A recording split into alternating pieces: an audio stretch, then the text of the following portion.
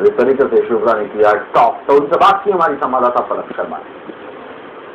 देश की सबसे प्रतिष्ठित सर्विसेज यूपीएससी की टॉपर रही हैं बोकारो की शुभ्रा सक्सेना हमारे साथ इस वक्त मौजूद है। शुभ्रा, कांग्रेचुलेशन बहुत बहुत। सबसे पहली प्रतिक्रिया आपकी क्या रही जैसे ही पता चला आप टॉप हैं, ऑल इंडिया टॉपर हैं?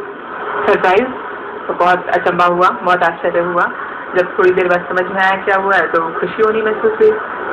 किसे श्रेय देंगे आप? इतने वक्त से मेहनत कर रहे हैं, पिछले साल भी आपने एग्जाम दिया था और इस साल आप पिछले साल सक्सेसफुल ना होने के बावजूद इस साल आपने टॉप किया है, तो पहले तो कैसा लग रहा है, किसे श्रेय देंगे इस सब चीज़ का? बहुत अच्छा लग रहा है, लेकिन इसका श्रेय बहुत लोगों को जाता है। सबसे पहले भगवान को, जिसने इतना कृपा की मेरे ऊपर कि ये स्थान मिला। दूसरा मेरी फैमिली, मेरे हस्बैंड जो मेरे सबसे बड़े सपोर्टर हैं, जिनके बिना ये पॉसिबल नहीं था।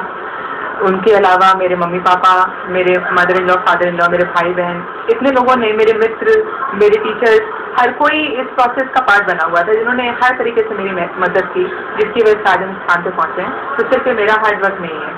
कितना हार्ड वर्क लेकिन इसमें लगा? आप 1.5 साल से लगातार मेहनत करी है, एक बार एग्जाम दे भी चुकी हैं। जी, मेहनत तो काफ़ी लगती है इसमें। पढ़ाई क्योंकि सिलेबस ज़्यादा है और काफ़ी लंबे ड्यूरेशन का एग्जाम है, मेहनत तो लगती है। लेकिन हमने ऐसी कोई खास मेहनत नहीं की। सारे स्टूडेंट्स मेहनत कर रहे हैं, जिन्होंने एग्जाम क्वालिफाई किया, जिन्होंने नहीं किया, सब मेहनत कर रहे हैं। तो हमने ऐसी कोई खास मेहनत नहीं की जितनी बाकी स्टूडेंट्स कर रहे थे। 8 से 9 घंटे उतनी ही। सॉफ्टवेयर इंजीनियर हैं आप और आपने ब्रेक लेके अपने जॉब से इसकी तैयारी की, तो अचानक IAS बनने का ख्याल कहाँ से आया? ये अचानक ख्याल नहीं आया। काफ़ी समय से IT में जॉब करते करते थोड़ा सा असंतोष था अपने काम से, और ये भी असंतोष था कि जो दुनिया में हो रहा है, हमारे देश के सामने चुनौतियां हैं, उसमें हम कुछ भागीदारी नहीं कर पा रहे हैं। जब हमारे अंदर वो कैपेबिलिटी है तो हमें अपने देश की तरफ, अपनी दुनिया की तरफ कंट्रीब्यूट करना चाहिए। तो ये एहसास था, अंदर से असंतोष था। तो सोचते सोचते ये डिसीजन लिया। तो 2006 में अपनी नौकरी से इस्तीफा दिया और इस एग्ज़ाम की तैयारी शुरू की। तो अब आपका अगला कदम क्या होगा? आपकी प्रायोरिटीज क्या होंगी? अब आपने टॉप कर लिया, एक बहुत बड़ा आपको मौका यहाँ मिला है। टॉप करने से तो कोई अलग मौका नहीं मिलता। सारे लोग जितने भी आज सिलेक्ट हुए हैं, 800-900 लोग, उनके सामने वही मौका है। जिन लोग सिलेक्ट नहीं हुए उनके सामने भी वही मौका है। As citizen of this country हमें लगता है सबके सामने वो मौका है कि वो अपने देश की तरफ कुछ दे सकें।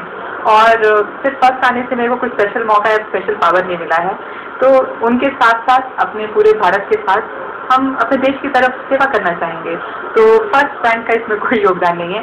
ये तो करना ही था, वो कोई भी रैंक आती, फर्स्ट, 50th, 100, उसको कोई फर्क नहीं पड़ता। नहीं भी होता तो भी देश की सेवा करनी चाहिए। किस तरह की सेवा आप एज अ वुमेन, आप क्या वुमेन एम्पावरमेंट की तरफ कुछ काम करना चाहती हैं? क्या करना चाहती हैं? विमेन एम्पावरमेंट तो नहीं। Women empowerment of course required है अगर देश को डेवलप होना है, लेकिन वो एक स्मॉल सेगमेंट है, बाकी बहुत सारी चीज़ें होनी है। मेरे हिसाब से रूरल डेवलपमेंट एक एरिया है जिसमें फोकस ज़्यादा होना चाहिए, और मेरा ज़्यादा focus through out my career rural development रहेगा, क्योंकि वो एक सेक्टर है, हमारा कंट्री बढ़ रहा है, पब्स हैं, मॉल्स हैं और ये मल्टीप्लेक्सेस हैं, और यहाँ जाके तो लोग भूल जाते हैं कि विदर्भ में फार्मर सुसाइड कर रहे हैं। तो ये डिफरेंसेस बहुत ज़्यादा हैं हमारे कंट्री